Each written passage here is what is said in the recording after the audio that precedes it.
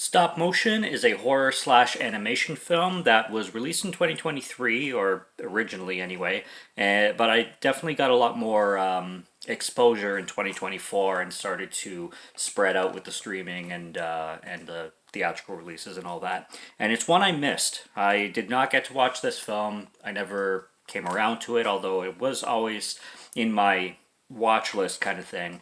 And I recently picked up the DVD from the local library, and it's funny because when I looked at this cover, I actually really got confused with the film Mad God, which I don't know, like I don't know if it's distributed by some of the same people or something like that, but I just got the Mad God vibes from the from the poster, and I was, for some reason, the two films were kind of blending in with each other in my head. But I didn't really like.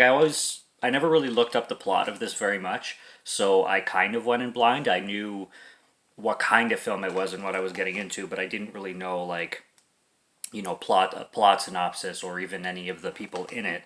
But this is written and directed by Robert Morgan, and then we've got the starring cast: Aisling Francoisi, if I'm pronouncing that correctly, who is basically the lead. And then we got Kylan Springall and Stella Gonnet. And everybody is really good in this film. And what we have going on here, basically, is this stop motion artist is making a project for her mother who has arthritis, but she also has a lot of problems with her hands and arms, and her movements are not, as what they used to be because she's an aging woman. And her daughter cares for her, and her daughter is helping her complete this final project that she wanted. Now, this woman ends up having a stroke as well, so she ends up in the hospital, and the daughter is supposed to finish the film for her. But she takes it upon herself to make her own film as well.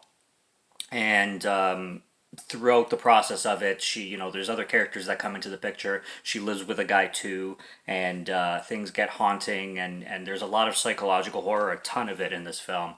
And without getting into too many spoilers, you really start to have, the animated film in the film blend in with reality, and you're figuring out what characters are real.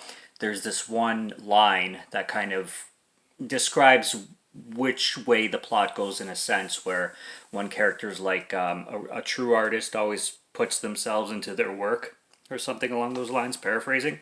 So you get a lot of psychological disturbances and stuff coming from the art into real life, and from real life into the art, and you know trying to or having those elements and themes kind of blend in with each other. So that's essentially the film you're going to get. It's a lot of creepy imagery with the puppets and the dolls and stuff.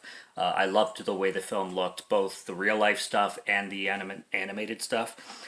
And the performances were all really good. This merits a lot of rewatch value, and it's definitely something that I would want to do because it was very confusing. The ending I don't get, so I'm gonna have to watch this film again and really, pay attention. And I think I'll be getting different experiences with each rewatch kind of thing, and I'll be seeing new things in the film with each rewatch, which is good. I would definitely purchase this film. I come in at a 4 out of 5 after watching it, and it's always a film I wanted to watch, and I'm glad I finally got around to it.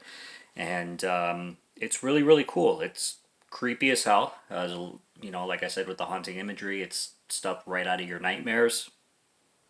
And there's a lot of images in this film that will definitely stick with you. And the performances kind of back that up too.